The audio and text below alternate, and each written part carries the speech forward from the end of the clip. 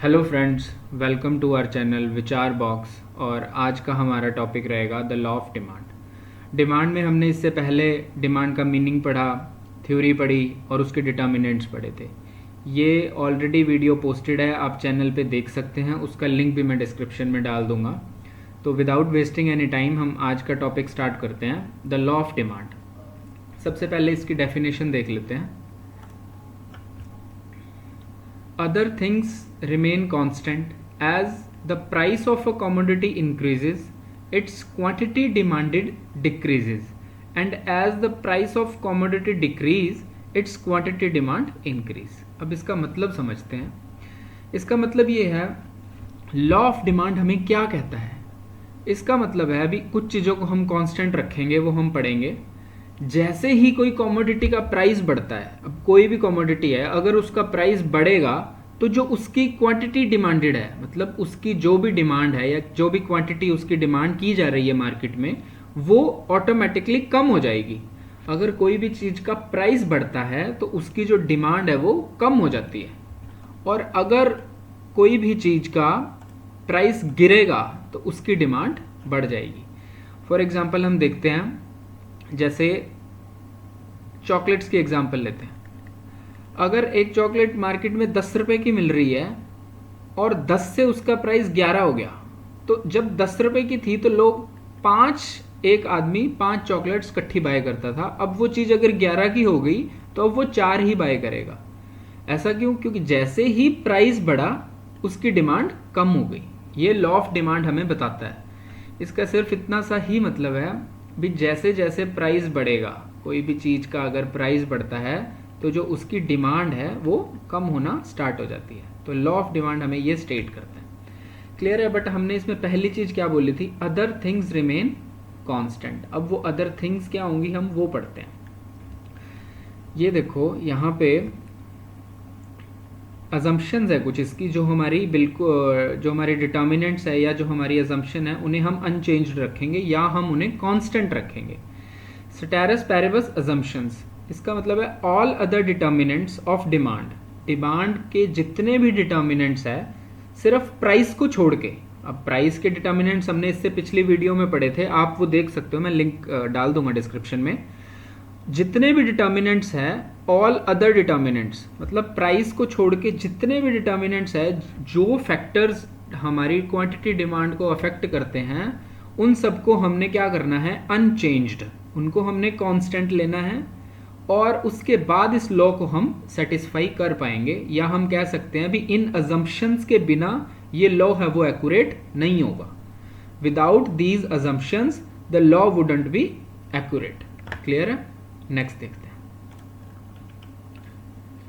अब हमने अभी ये देखा भी, डिमांड का एक सिंपल सा रूल है लॉ ऑफ डिमांड का, भी अगर प्राइस बढ़ेगा, अगर कोई भी कमोडिटी का प्राइस बढ़ेगा तो उसकी जो क्वांटिटी डिमांड है वो कम होना स्टार्ट हो देगी, और अगर प्राइस गिरता है तो जो उसकी क्वांटिटी डिमांड है वो बढ़ना स्टार्ट हो जाएगी। क्लियर है? इसको एक्सप्लेन करने के लिए एक प्रॉपर स्केड्यूल है और डायग्राम है, और हम इसको सिर्फ एक इंडिविजुअल के पर्सपेक्टिव से नहीं समझेंगे। इसमें इंडिविजुअल और एक मार्केट दोनों को ऐड करेंगे, दोनों को अलग अलग पॉइंट ऑफ व्यू से समझते हैं भी जो लॉ ऑफ डिमांड है वो काम कैसे करता है। क्लियर है? एक इसका स्केड्यूल है। सबसे पहले इंडिविजुअल का वो देखते हैं।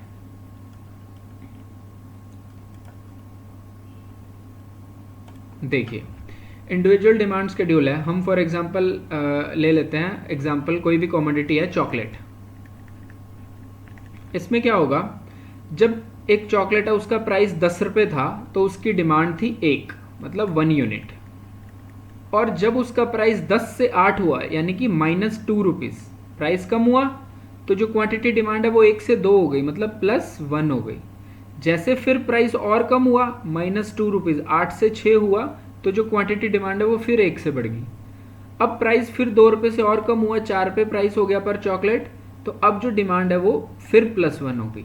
अगेन प्राइस फिर 2 रुपये से गिरता है तो क्वांटिटी डिमांड फिर बढ़ जाती है। तो मेरे कहने का ये मतलब है, लॉ ऑफ डिमांड क्या स्टेट करता है, जैसे जैसे प्राइस गिरता जाएगा तो जो क्वांटिटी डिमांड है वो उसी हिसाब से बढ़ती जाएगी। क्लियर है? जब 10 रुपये प्राइस था, कोई चीज़ 10 रुपये की बिकती थी तो लोग उसे एक ही खरीदते थे। इसमें हम इंडिविजुअल की बात कर रहे हैं, कोई एक ही आदमी है एक्स जिसका नाम है, वो क्या करता है, जब 10 रुपये प्राइस था चॉकलेट का तो वो एक ही चॉकलेट खरीदता था।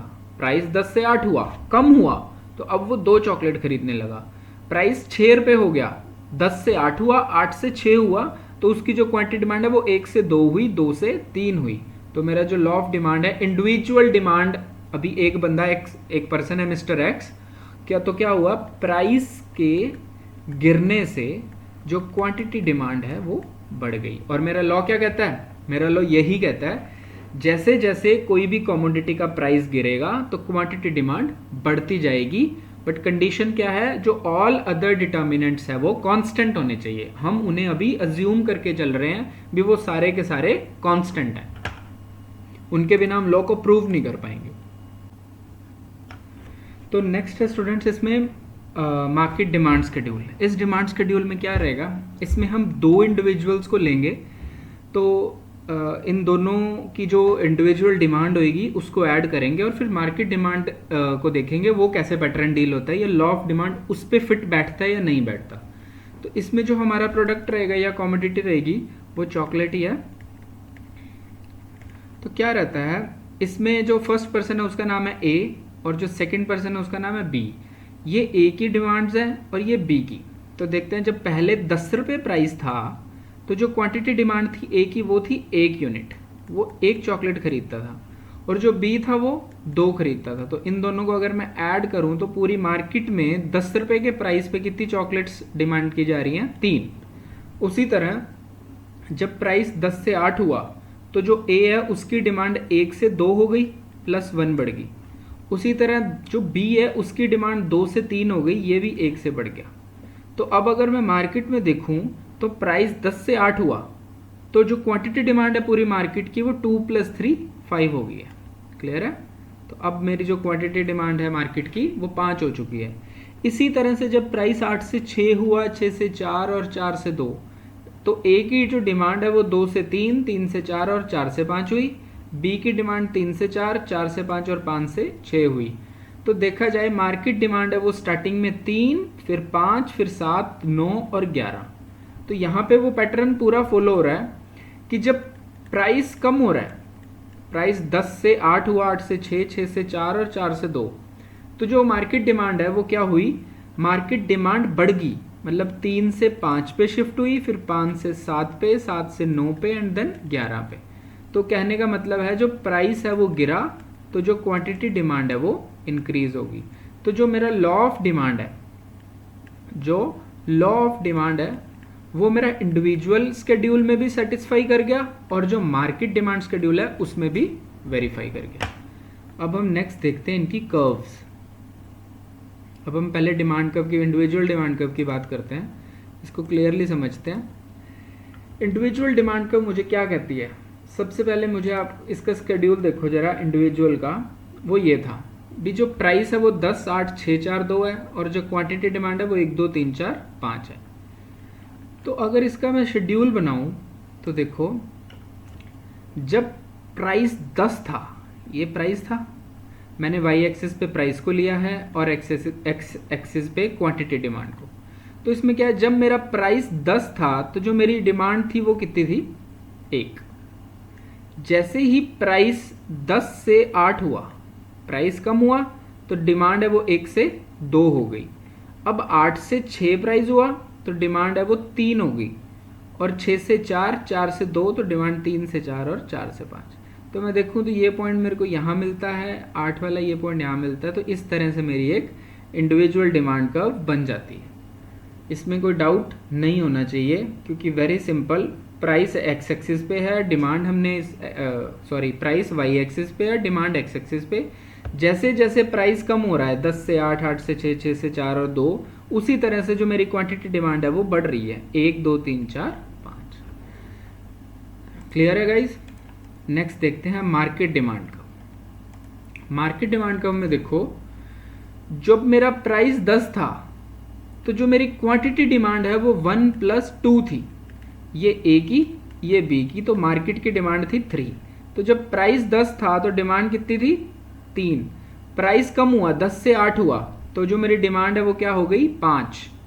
8 से 6 हुआ तो 5 से 7 चलेगी, क्योंकि जो सेकंड पॉइंट था उसमें क्या था, जो ए की डिमांड है वो 2 होगी थी और बी की 3, तो ये 5 बनता है।